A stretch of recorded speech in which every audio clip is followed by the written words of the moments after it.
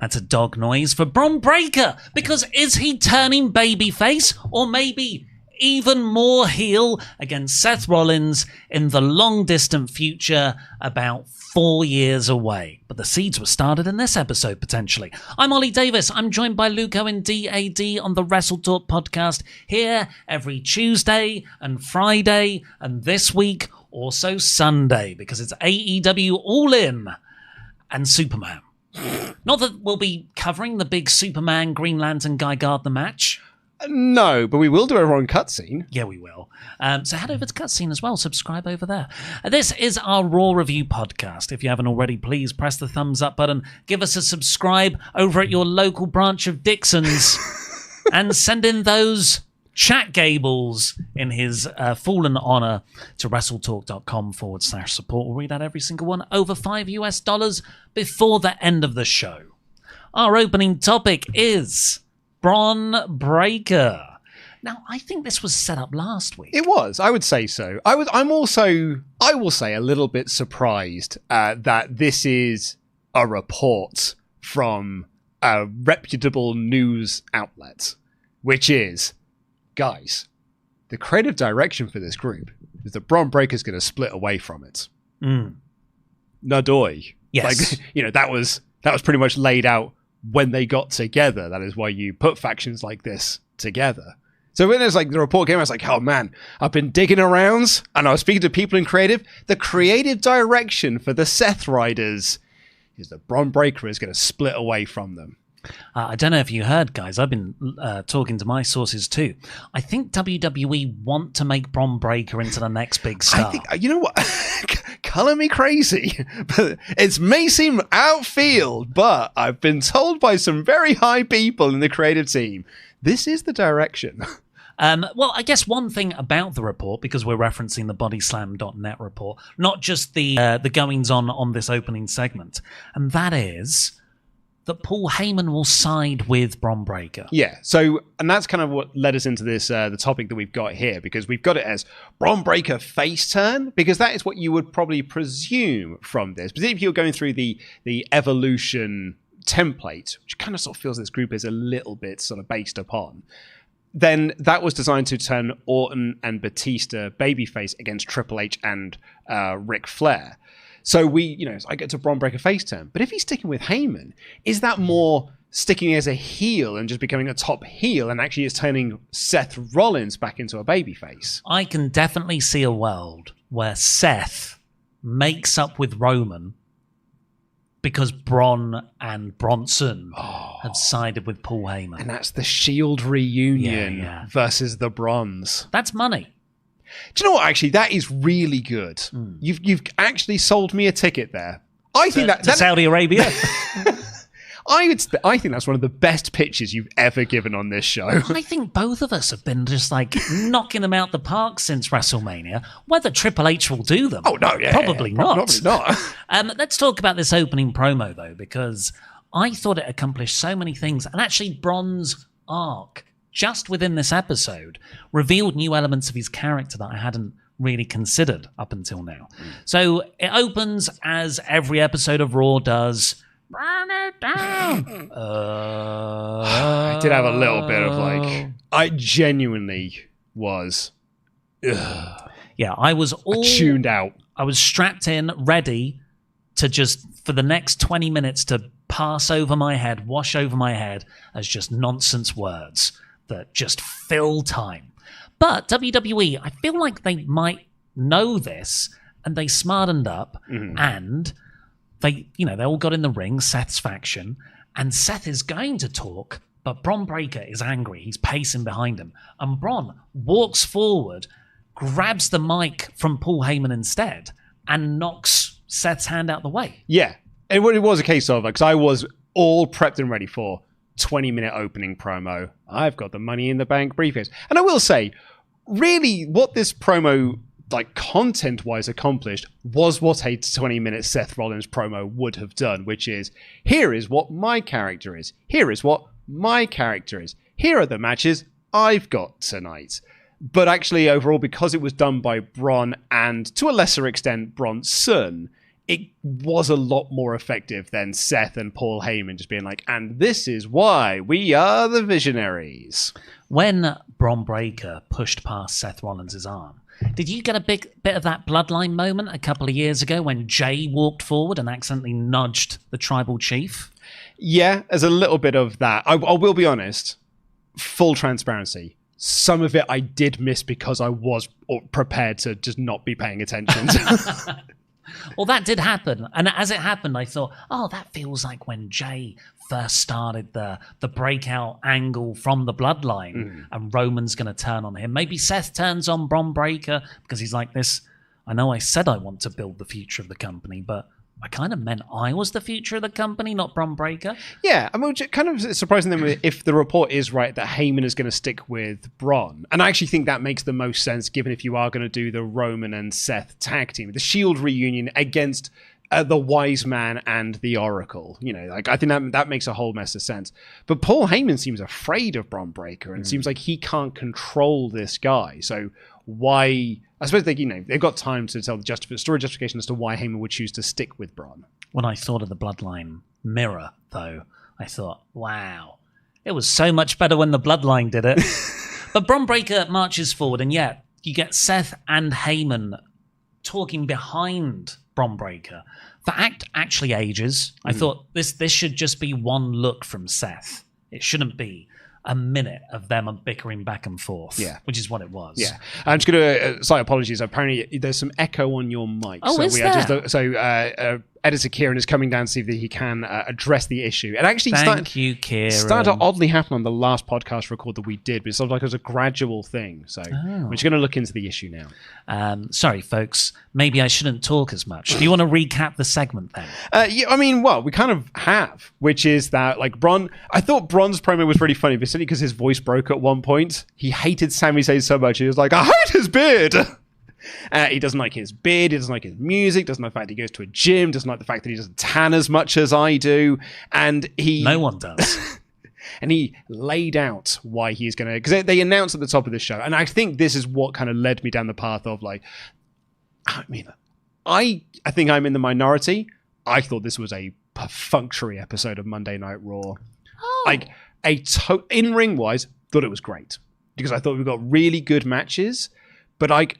As an overall, let's move some chess pieces forward, not a lot going on. Like really just gradually, just ever so slightly inching forward some pawns. And the build for Evolution 2 was diabolically bad. Well, I think it's because they had so many bits to push as well. They couldn't move many things forward because they're trying to bring everything to the simmer. But they're not bringing the stuff that's coming up this weekend to a simmer. They were actually just focusing on stuff that's... I mean, like, I wrote my notes last week, and I wrote them again this week. This build for War Games is going to feel like an eternity. Because that is what we're building towards. We're building towards War Games at Survivor Series, where it is Seth's team with, two other guys, probably maybe the New Day or something. Drew McIntyre, Kevin Owens. Exactly. Maybe if Kevin Owens is right. But yeah, it probably will be Drew and other versus Sami Zayn, Jey Uso, Penta, Rey Fenix, and whoever it is. And it is going to feel like an eternity building to this because we went through this 2 years ago with the Judgment Day versus Captain Good Guys. And it really was like this summer month period of just like this. And when they announced it's Seth versus Penta, it's Bron versus Sami, it's Bronson versus Jey, I was like, oh man, we're going to be here for months watching the combinations of these lads all having matches. To bring it back to the good stuff, I thought Bron's promo here, where he was really hot-headed and going over the top, and like you said, his voice broke.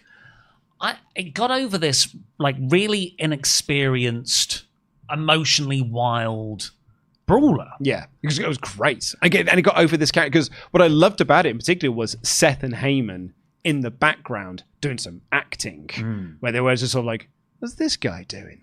Seth Rollins taking off his glasses. Like, who's this guy? So later on, Bron destroys Sami Zayn with 3 spears. Sami's already got the taped up midsection from the previous week. Yeah. And Karrion Kross had jumped him during his entrance. Yeah. So Sami was dead. But backstage, later on, there is a segment in the locker room where Bron is unhappy. He just goes, what if people don't think that it was me? What did they think, that I only won because Karrion Kross helped me? Like, he went from this obscene high of, I'm going to kill Sami Zayn. And then he kills Sami Zayn. And he's in his lowest low. Yeah. Like, he's just had this massive sugar crash. I just got, like, it made him both vulnerable and kind of psychotically terrifying. Yeah, until Paul Heyman came in and was like, I've just had some terrible news. Sami Zayn is out indefinitely. And they're like, But this is only going to apply to Jeff Johns era DC readers. I got a bit of Superboy Prime off of him. Oh, yeah? Please, for any layman's. Well, he became Superman Prime eventually. He was just the guy who sacrificed himself in 1985's Crisis on Infinite Earths. And 20 years later, Jeff Johns is like, what's that guy been doing? And the idea is he watched his whole world die. And this bit isn't like Bron Breakker, but it's very cool. And I'm probably explaining this in an epic echo. Is that still true, Kieran? Yes, yes. So maybe I won't do the full lore of Jeff Johns era Green Lantern. But yeah, Superboy Prime was this very like angry, volatile, and quite childish in a way. And I think that's what Bron's getting over. He's quite childish in his reactions to things. Mm-hmm. But that kind of makes him more fascinating. Well, it kind of is following on from what we did last week, where he was just like, there is no plan B.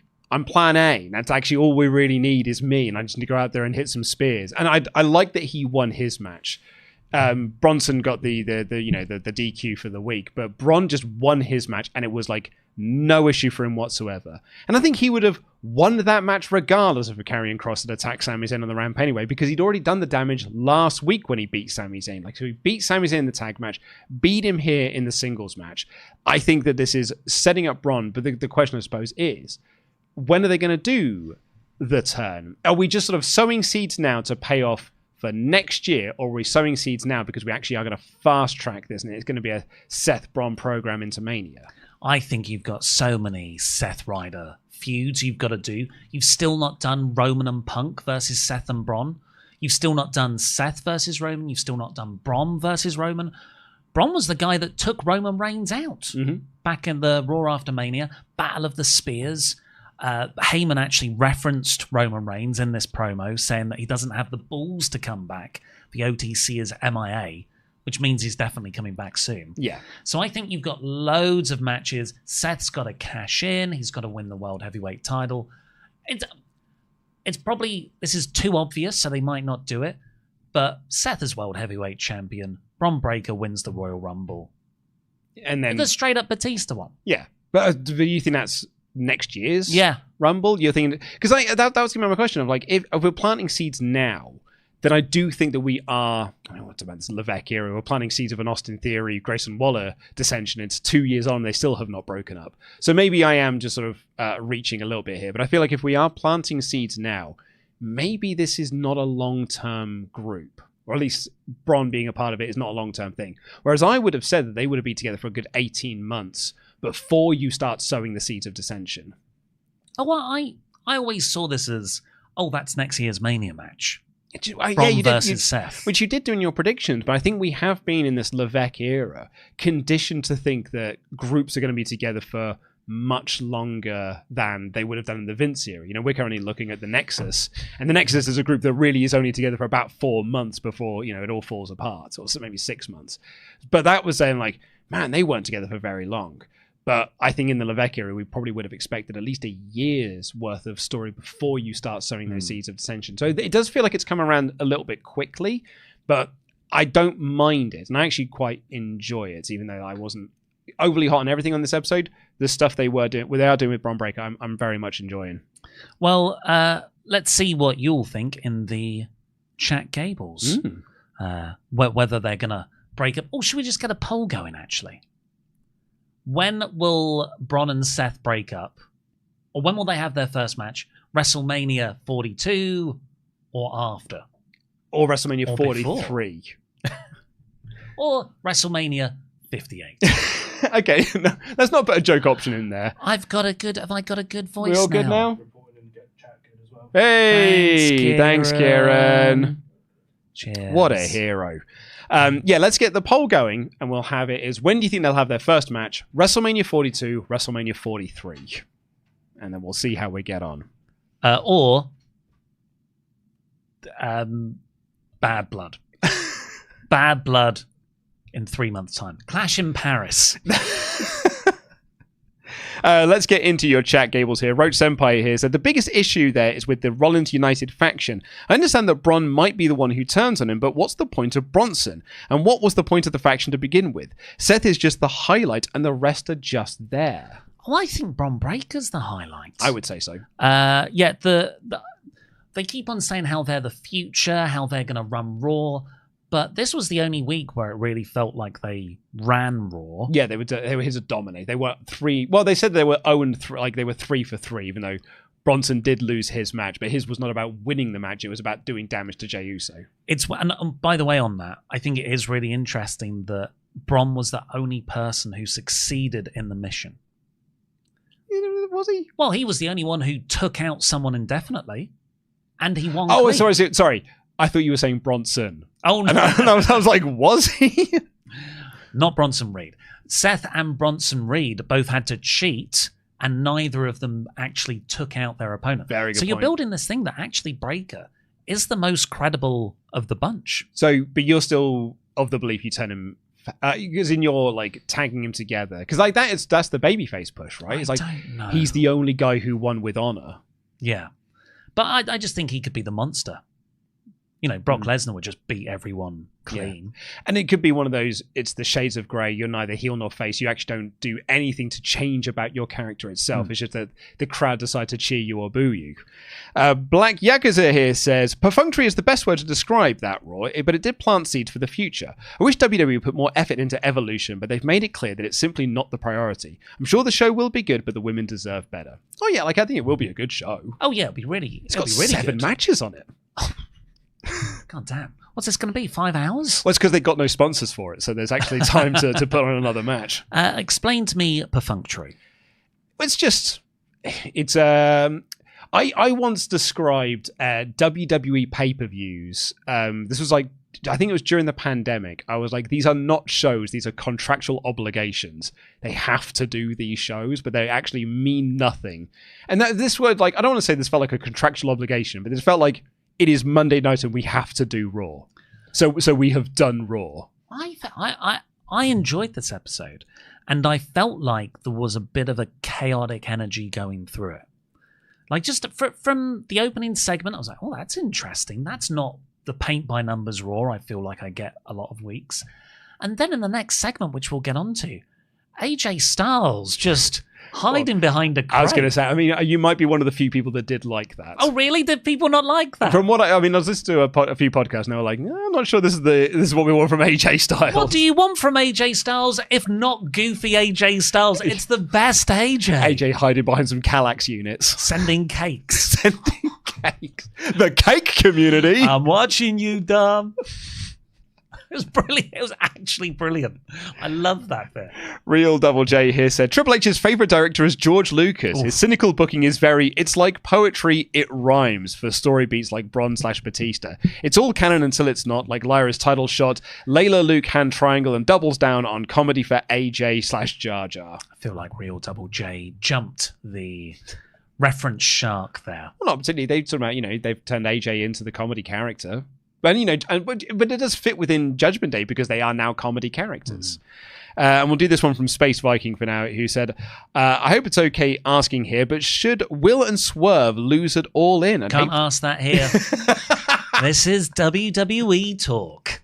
I'd hate for them out of the hunt all year, but narratively it's more satisfying if Swerve loses and still helps. I think Seth and Heyman's group is missing a lady, and I think it should be Jade.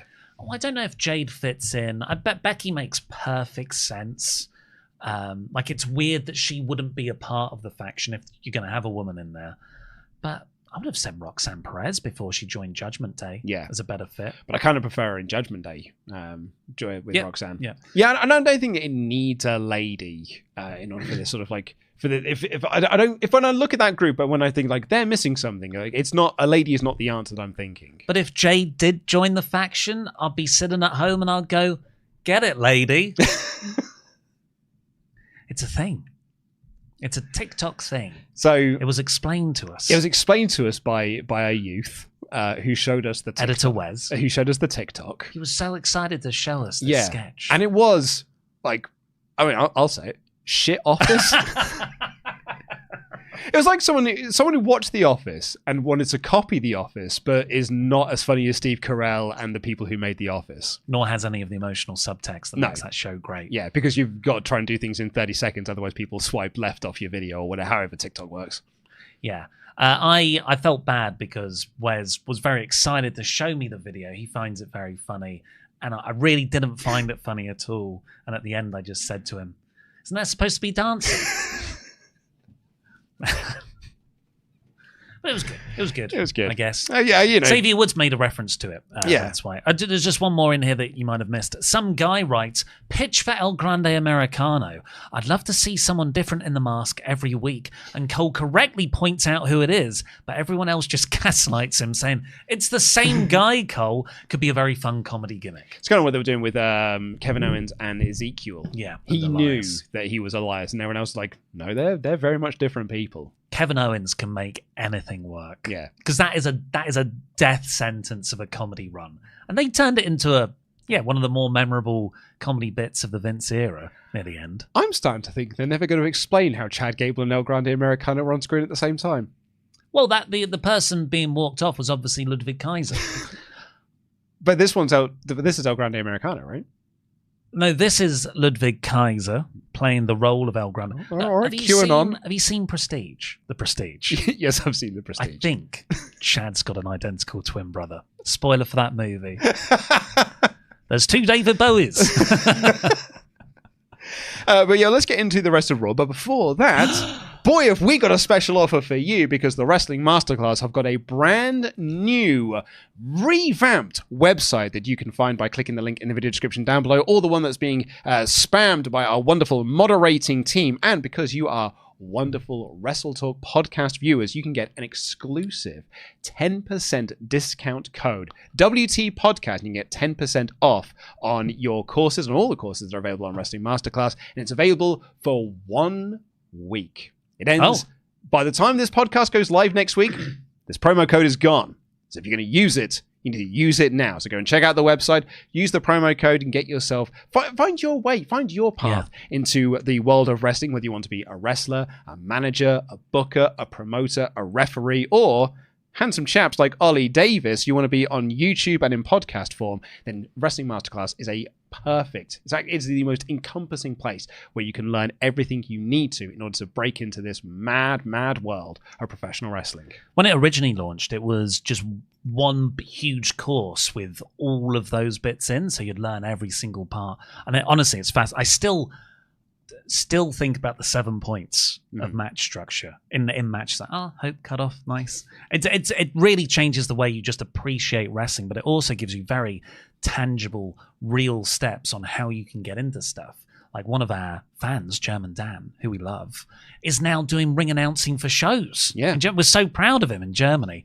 But yeah, now they've got multiple mini paths that you can take, so you don't have to pay up front for the whole course. You could just do I want to be a manager course. Yeah.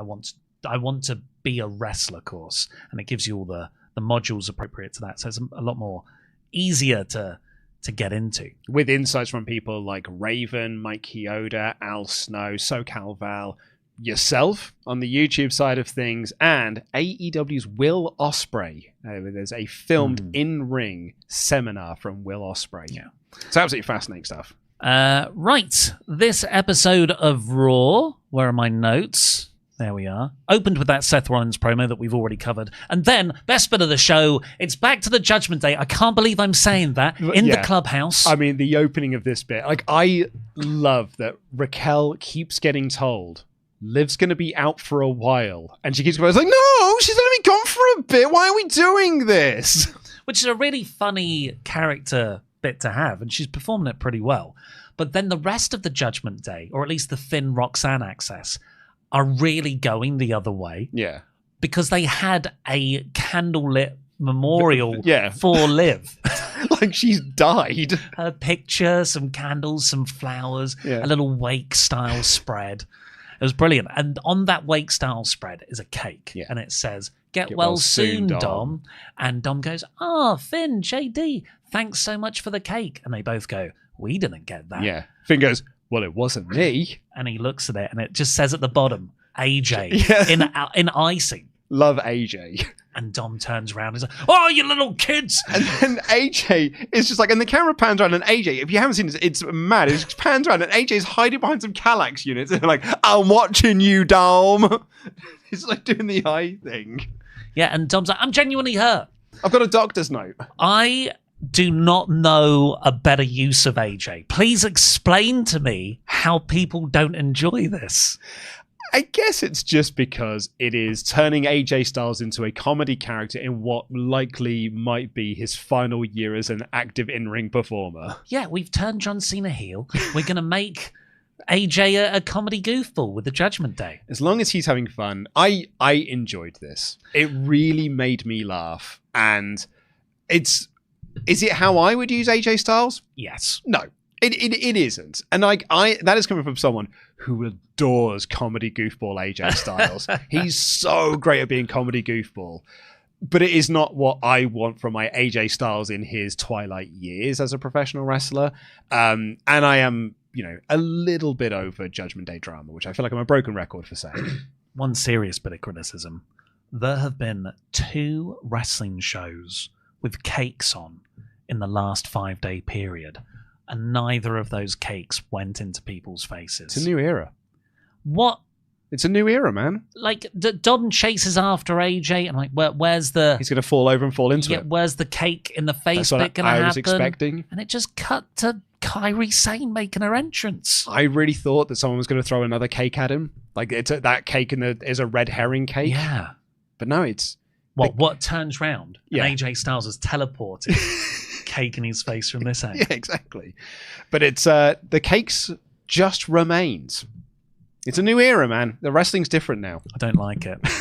Long-term booking and no cakes. There's a whole saying. This is why business is down at the moment. I want my cake and I want to eat it and it go in someone's face. Kairi Sane then took on Roxanne Perez. Brian Alvarez described this match again, as he has done before for Kairi Sane, as she is the most botchy wrestler who can have really good matches. I really enjoyed this. I thought this was a really good match, and I was really getting into the action. Roxanne Perez is just fantastic. I really, really enjoyed the match, and I enjoyed that it had a clean finish. So, big thumbs up from me there. Raquel kind of got involved but didn't actually strike Kairi, so Kairi hit a crossbody on Raquel outside. You think, that's just going to lead to a Roxanne win here, but no, Kairi gets in and then pins Roxanne in a technical combination to beat her. Yeah, and then afterwards, the heels start to beat up Kairi Sane. Asuka runs down to make the save. The Kabuki Warriors reunite and they take out the Judgment Day and send them packing. I wrote in my notes, cool, Damage Control are back. And then commentary went, the Kabuki Warriors. Yeah. And I thought, that was a thing. Yeah, it was in a thing. The pandemic. But they then have a backstage segment later on where they get themselves added into the women's 4-way tag match for Evolution 2. And if you ever wanted a lovely bit of evidence to show that WWE do not care about this show, it is this tag match right here. Because someone make this make sense. Because it's the tag champions of Raquel and Roxanne defending against the Kabuki Warriors, who just asked and were added into this match. Mm-hmm. Charlotte Flair and Alexa Bliss, who had to win a 3-way tag team match in order to qualify for it. Following you so far. And Sol Ruka and Zarya, who last tagged together and lost. They lost their last tag match, and now they are just in a match for the tag team titles. How can you be this incompetent in putting a match together? Because injury. I mean, that injury happened. That happened relatively recently. It was like 4 weeks ago. We've just been really busy. Have you seen how many shows we've got over the weekend? We've had no time to figure it out. But the thing is, there's such an easy fix for it. Number one, just have Sol Ruka and Zarya win last week. Okay, tick. That's that problem already fixed. That means we had to know what we were doing last week. So tick. Fix that issue for you. We figured it out on Monday. Number 2, just make this a qualifying tag match. And just have the Kabuki Warriors versus, I don't know, Natalya and Maxine. There you go. Natalya and Maxine, and they beat them and they qualify for the match. Bish, bash, bosh, tick, tick, tick. At least everything now makes sense because we've had 3 teams that have qualified to get into this match, rather than what we do have, which is 1 team qualified, 1 team asked, and 1 team lost and then got put in the match. This is fucking rubbish, and it shows. Sorry, that's my second swear of the show. I'll do no more. It just shows how little care they have for this Evolution show this weekend. I blame the general managers. Ava's not very good. Pierce just makes up stuff as it happens. Aldis plans out SmackDown. I'm going to have a qualifying match to decide. So you're taking the we'll blame Baron Corbin approach. Yeah. It's the on-screen characters' fault. My actual problem, that is all correct. I do agree with you. But I don't like Roxanne Perez ever losing. I've realised. And I just thought, can't you... I fantasy booked a version where it's just Kairi Sane versus Natalya, who cares? But then Roxanne and Raquel beat up Kairi Sane because she was in the match with Liv where Liv got injured. Mm-hmm. And then you don't have to pin Roxanne. They're beating her down. Asuka makes a save. That's how that happens. Yeah. I mean, it certainly works. It still does not give them a reason as to why they're added into a tag match when another team had to qualify. No. Then we get a recap of Karrion Kross with Sami backstage last week.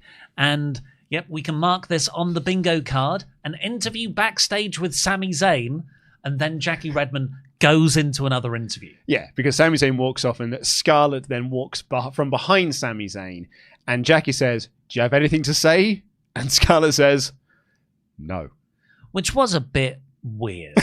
I would have preferred if Scarlett just gave her a look and then maybe walked off in Sami's direction, singing the song. You know, the Karrion Kross song. The Karrion Kross song? Karrion Kross, he's super cross. He's coming to get you again and again. What's he doing this week? Probably in that ad break. It's Karrion Kross. Karrion Kross. Yeah, it's good. I felt like Sullivan then. How am I going to get out of this song? I thought this was the Sami interview in particular. I thought was good, and at least Sami is selling those ribs. American Made are talking to Pierce. They're confused. This I thoroughly enjoyed. They're confused that El Grande Americano has a match tonight because Brutus goes, yeah, because Chad's injured. Saying the quiet part out loud. It's like, duh, Chad's injured. Shh. It was probably Three Stooges dynamics, and I was like, hey, Ixnay on the Oxnay, Brutus. And then they walk off. But yeah, that's kind of what I mean. It just had a weird, fun energy about this episode. Yeah. Then the Kabuki Warriors come in and they make that 4-way match. So I wrote, so no Bella twins then. But here's a video package for Nikki Bella. I mean, surely she was going to be in a massive program with Liv Morgan. She was going to be one of the marquee matches for Evolution 2. That's why she was brought back. So surely she's going to be playing a really key role in the Evolution 2 now that match isn't happening. They've had 4 weeks to figure out what to do with Nikki Bella. So what's she going to do? Well, we've had a lot on again. 4 weeks, maybe Liv would have been okay. Just put her in the Battle Royal. Yeah. Do you think she'll win? No. I mean, well, who else? Stephanie Vaquer, I think, is going to win. Sami Zayn then wrestled Bron Breakker. We've covered this already. I thought Sami did a great job selling the ribs, being that underdog babyface, but Breakker hit these 3 spears to kill the guy. Yeah. Crowd chanted one more time. I thought this was a great performance for Bron Breakker and a superb performance by Sami Zayn as that babyface in peril. And Cross as well, taking him out on the entrance ramp. We've got the result of that poll, by the way, for Bron Breakker when he's going to have the match with Seth Rollins. You'll enjoy this. WrestleMania 42, 34%. WrestleMania 43, 32%. Other joke option, 32%. Was that an actual option? Other joke option. Very good. New Day, they're dressed in black, holding plants. They're in mourning for the tag division because of what Pierce has done to it. The War Raiders are there. Like, you don't get automatic rematch clauses. Becky Lynch came in and said, I never liked Biggie anyway, because that's a joke now. Everyone just jokes about that. Well, they're heels. Yeah, but even the heels thought they went too far 6 months ago. Yeah, that was months ago now. Yeah. We're not supposed to remember those things. And yeah, then Becky walked off and Xavier Woods was like, get it, lady. Which is the catchphrase to all our favourite 40-second video. Hey, it's big business now. Is it though? I bet the ad rates are... Well, no, but there's that Chinese company that make like 60-second episodes of soap operas. Yeah. And there's 50-odd episodes of it, which is really funny because Ellis James and John Robbins on 5 Live were doing this like a couple of years ago as a joke. They once said we're going to do 65-minute episodes. And they were like, what? 60? No, it's like, no, 60 5-minute episodes. But yeah, it's massive business. So maybe that's what they're trying to get into. But Becky Lynch came out and she said that she shouldn't have to fight 2 losers. By the way, they announced the 3-way earlier on in the day. Actually, it was over the weekend they announced it on social media. Which, that's material for an in-ring segment. I know I sniffed at it last week where you do the bit where Becky comes out. I guess I don't have any challengers then. Actually, it's a 3-way. Yeah. I would have preferred that to this. Yes. But I still enjoyed this. Yeah, I think if you'd have had the option to have had another week, if you'd have thought this through, you could have had another week where you could have done these sorts of bits and pieces. We've been rushed off our feet with creative. We've had to start from scratch. I really enjoyed this segment. This was my favourite thing on the show. Like, outside of the Bron Breakker performance, this was my favourite thing on the show. And the AJ Styles look behind the crates. If I'm ranking it, that probably is third. But yeah, for multiple reasons. A, this has been the only match on Evolution 2 that has had some build. So 2, it was actually build for a show that's happening this weekend, which was few and far between across this show. And 3, it's all just character-driven stuff. It is a storyline. Every single person has a reason for being in this match. Every single person has a reason for wanting to win this match, not just win the title, but also to prove a point. And every single character has got something against the other one. It's really, really good. And actually, I'd say quite compelling stuff. And I thoroughly enjoyed this segment. The story of it was that Becky claims it's a conspiracy. Everyone else has just been allowed to pick their challengers. She's getting 2 Great people point. where she's got a statistical disadvantage. She's pointing out the fact that there's been laser creative elsewhere. So why have people put more evidence on my creative?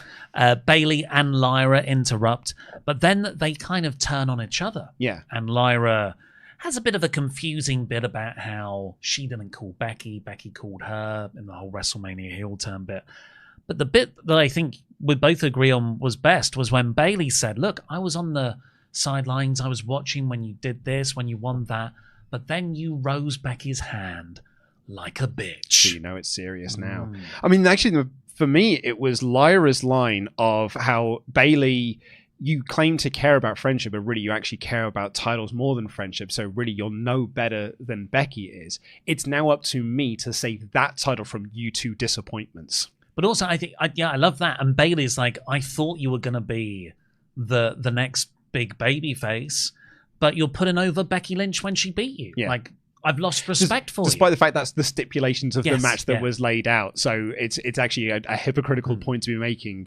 I just thought this was really, really great. Also, Becky referenced that Sports Illustrated named her the greatest women's professional wrestler of all time. An article written by SP3. Oh, lovely. So good stuff. I think this is, like you said, a really over-delivering feud since Backlash, and it's really going to help build Lyra. Yeah. She feels more like a cemented star every week. And it kind of does make up for the rather dumb finish they had 2 weeks ago where she just cost Bayley the match so pointlessly. I thought this was a really, really good go-home segment for a match that's coming up this weekend. Get it, ladies. Jey Uso, well, then we had the backstage bit with Bron and Heyman that we've covered. Jey Uso took on Bronson Reed. Fun brawl at the start, but then Bronson just lobbed one of the giant commentary chairs. Yeah. Not a normal steel chair, the big padded chairs. Yeah, to get the DQ. Into a dive, sorry. And then they're saying it's not about winning, it's about taking Jey Uso out. So I thought, oh wow, we're going to get upwards of 4 tsunamis. No, we got 2 tsunamis and he left. And he stopped. And then they followed that up with an LA Knight promo where he said, I took 3 tsunamis and I was back in a week. Yeah. Which massively undermines the segment they just did. Man, they really sent a message to Jey Uso. 2 tsunamis. It was all about taking him out. Then the next segment, one of them goes, I took 3 and I was back in a week. Yeah. No NBD. No one was really stopping Bronson either. No. I think it's okay if you've got like the locker room flood out. They're supporting Jey, although Sami, his main supporter, is now out indefinitely. But it's things like this is where I feel like WWE aren't. There doesn't feel like there's that attention to detail that there was in the early days of the Levesque era. Like every single thing was really meticulously thought out and everything was plotted. And it felt like anytime they said something, it's because we were going to go in a direction over here. Everything was done for a reason. I just can't, in the Levesque era, that you would have a segment where someone does 2 tsunamis and then very next thing is, well, I took 3 and I'm fine. Like, how you can't be that incompetent. Well, they put a lot of effort into the Rhea Ripley video package. This was really good with Io Sky, like a separate interview and archive footage of when they had previously wrestled. Yeah. Rhea has still never beaten Io in a singles match. Which means she's going to be beating her this weekend. No, it's such a good story. Yeah, and it's a story to build to Rhea Ripley finally beating Io Sky, which means that Io's title run was winning it from Rhea, defending it against Rhea, losing it to Rhea. It makes sense if you want the last image of Evolution to be Rhea Ripley standing tall. Yeah, which I think it's probably the right call to make, considering she's the biggest star of the division, so she should be the champion. But that doesn't mean that you don't underserve Io Sky's title win. I also just think like it was a good video package, but is this a killer go-home angle for the match? Probably not. El Grande Americano then took on Dragon Lee. He was billed from the Gulf of America again. Can't remember when that came back. And any other week I would have loved this. But we've been watching a lot of 2010 heel Michael Cole WWE. And when El Grande Americano comes out, it's Ludwig Kaiser now. Cole is doing this. All right, QAnon. Oh my God. The fake guffawing. Guys, there's a tattoo on Chad Gable's neck, and there's also and the tattoo's not there anymore. And he just didn't shut up about that. And that is the story. But it really came at the expense of the wrestling, and it just took me back to 2010. I'm like, call the match. Yeah. I don't care about your bickering anymore. Yeah, and the funniest thing for me is that Ludwig Kaiser is just talking like through the match with his very thick German accent. Yeah, and he is doing all his normal physicality. Yeah. So, I mean, I'm kind of over the El Grande thing because it is a joke that is yet to take its first step.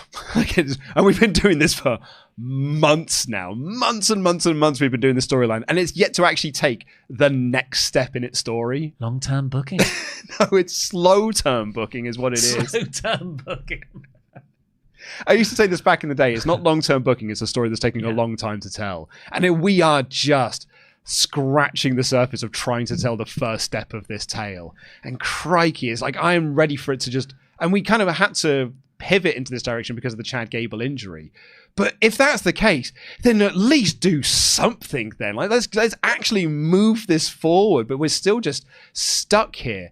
And don't do this match on this week when you're building 3 shows this weekend. Because do you know who's not wrestling this weekend? El Grande Americano. Why did he need to have a match on this show? Because they're respecting Lucha Libre.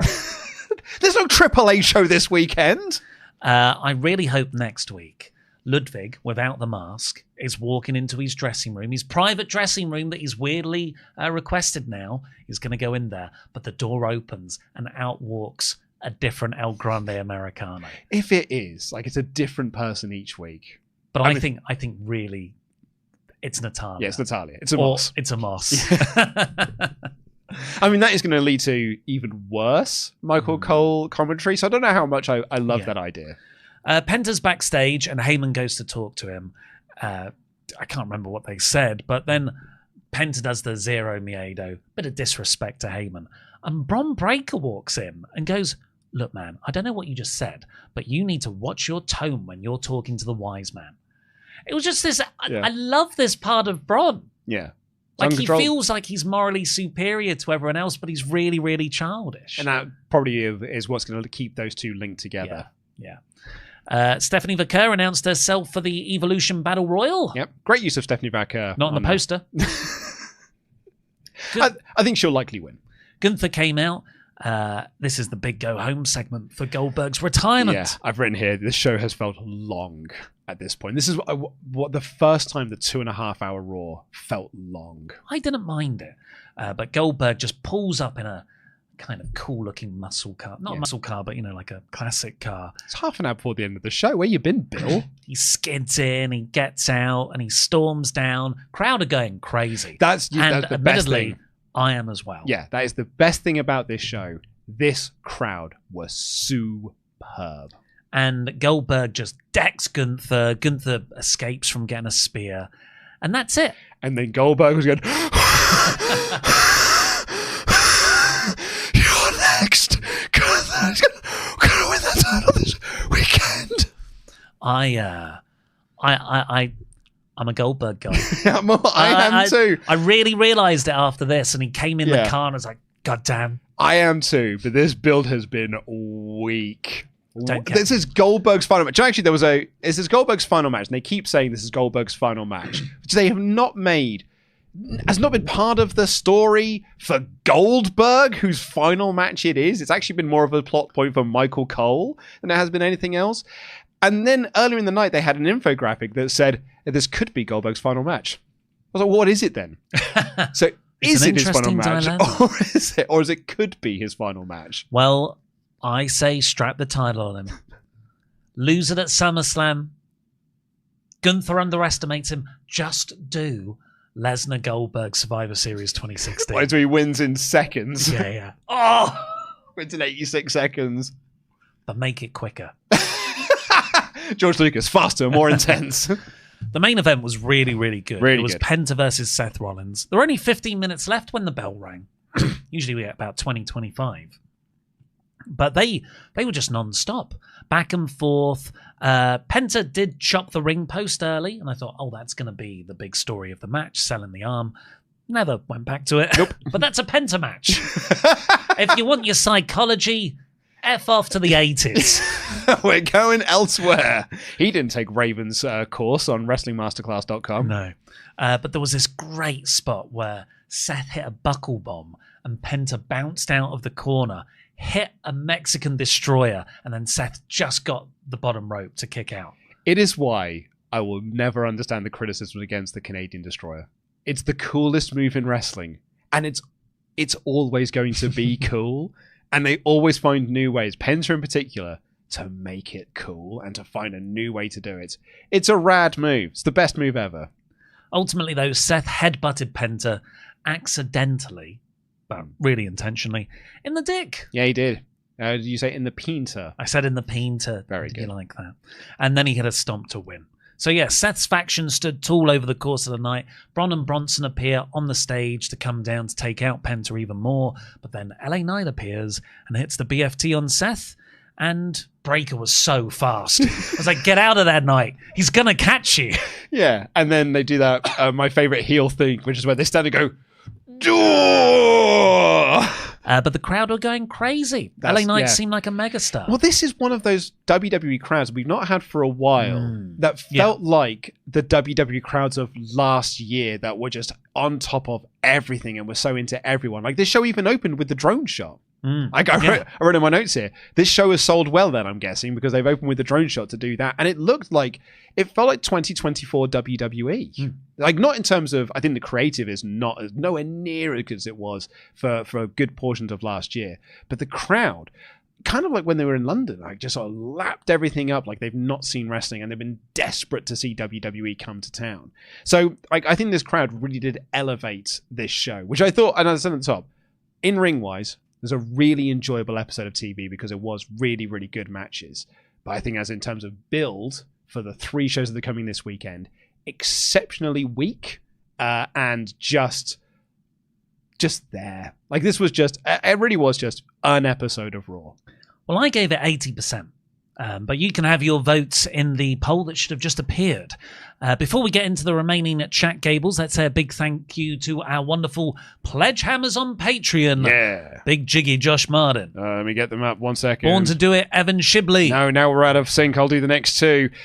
John's better, beefier brother, James Morrison. Abominable Michael Abbott. Just said I would do the next two. The Ring Rust Warrior, Rustage, the Machine Gun, Alex Anderson. He's a sexy man. Sexy man. Not an Andrew Gross man. Gross man. The Balding Brummy, Brett Linforth. Linda. Evan Rudu. Go Ace, the Ace of Spades, Adrian Santil. The cleaner, Kenny Shah. And lastly, for this Hall of Fame class on Tuesday, the 8th of July, 2025, they put the Mo in Movember.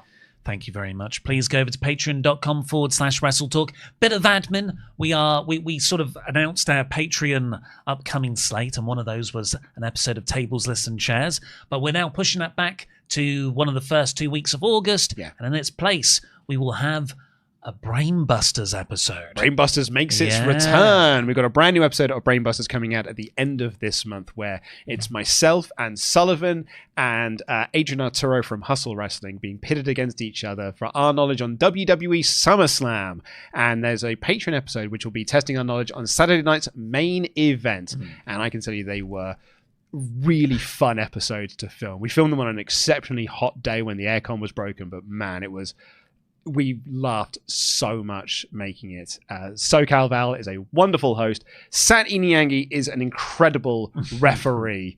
It was... I can't wait to see the episodes. That's patreon.com/WrestleTalk, where you can also get the bonus episode of Monopoly But Wrestling, which has gone down very well too. Let's do our final chats. Bull Schlammer says, I think Bronson should become Seth's trusted weapon. Bron is the wild card, but Heyman has a history of wild cards, like Brock, planting those seeds. I like Ollie's idea of Shield versus Bron and Bronson, but I think Bron and Heyman is where the money is. Yeah, I think so. I think Bronson and Bron and Heyman gives me a bit of Curtis Axel Ryback vibes. Yeah, they are Paul Heyman guys. Ud writes, hey all, Ollie, using your rating scale, what percentage would you give Triple H as a booker up until now? Good question. Oh, I mean, if you asked me at the end of WrestleMania last year, I would have said, we're getting up to 92%. Yeah. The last year and post-WrestleMania this year, maybe I'll bring him down to about an 80. I'd have said about 77, yeah. About 77, yeah. Firefly Fan House. Raw was okay, I guess. Ollie, how about some Superman talk? What's something you want to see in a new DCU? Booster Gold TV show has made me excited, but would love a Green Arrow Black Canary movie. Come on, Captain DC, what is it? I mean, we all know what it is, but tell everyone. It's the Green Lantern Corps police procedural. Just do Space Precinct. Do Space Precinct with Green Lanterns. Ollie has been asking for this since 2016, I want to say. It's like, I think it was when you and I first started doing our movie podcast together. So you've been asking this for nearly 10 years now, and it is always, just do Space Precincts. It's one of my favourite shows as a kid. Akihiko Sanada writes, lads, I'm seeing Superman at an early screening tonight.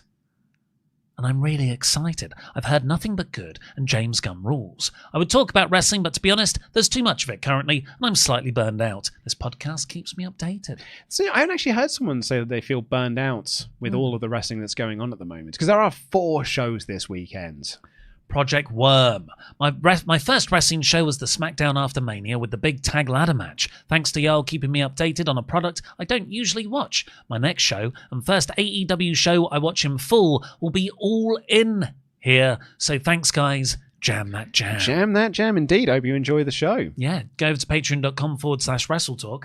You can watch it live with us this Saturday. And finally, Real Double J writes, fingers crossed for Friday, Ollie. Just remember you've already lived through the worst when the much-loved X-Men 2 director delivered a Superman who liked to do nothing but stalk his ex. I have to wait until the 14th due to my daughter turning 19 on the 11th. The heel. See, now inconsiderate. Well, now Real Double J there is trying to suggest that Superman Returns is the lowest point of the Superman character on the big screen. Whereas I get the feeling that you think there's worse examples of Superman on the big screen since Superman 2. I quite like Superman Returns. But my God, Man of Steel and Batman v Superman and probably Justice League are so much worse. I am so looking forward to our next episode of Cutscene when we get to do Justice League, because I get to talk about the plans that were in place for Justice League 2 and Justice League 3. I didn't know that. Also, that movie did ruin X-Men 3. Another casualty. And finally, for now, Kevin writes, 7 minutes in, I had to pause the Monopoly video 3 times because I was pissing myself laughing. I lost at the Nottingham All Out. If you know, you know. I still have to check out the Patreon one, but it was a blast watching this. Yeah, my Blood on the Clock Tower evening last night, I had a couple of people come up to me and say that they really enjoyed the Monopoly Butts video. Oh, that's good. Yeah. A nice crossover of the NRB WrestleTalk worlds. Let's get the final poll rating. Yeah, absolutely. Let me just Power Packers here thinks that Superman 3 is the worst Superman movie. It's not. It is. I still argue it's Man of Steel. Yeah. Oh, yeah. Well, no, you argue well, it's Batman technically it's Batman v Superman. I have got the final polls here as thumbs up 53%, in the middle 37%. Okay, pretty solid show then. Yeah, well, that's it. Like, I thought this was, and I think that some people might take some of what I said out of context or misunderstand what I'm saying. I just thought this was a bang average episode of TV, like purely perfunctory. Perfunctory. Yeah, the word of the day, like Mark Briscoe's gimmick. See if you can get that into your comments. On today's episode. Please do subscribe here. We'll be back on Friday with the WrestleTalk podcast and all the predictions for all the shows this Friday and weekend. Yeah, absolutely. Yeah, so that's coming up this Friday on the WrestleTalk podcast. And this coming weekend over on patreon.com/WrestleTalk, myself and Oli Davis will be watching Y'all in Texas live, patreon.com/WrestleTalk. And then on Sunday, we will be here in studio talking about All in Texas, and we're going to be talking about our new world heavyweight champion, Goldberg. Bill Goldberg's last match. We're going to have a review of that this weekend, and it will be reviewed here on the podcast as part of the All In review as well. I'm going to predict it. Yeah. Mm-hmm. Do you want to put monetary bet on it? Let me see how I feel on Friday. Okay. Well, join us for the WrestleTalk podcast to see if Oli Davis has got the cojones to put up some money against me as to whether or not Bill Goldberg is going to win the world title in his final match. Till then, I've been Luke and DAD. That has been Oli Davis. Jam that jam.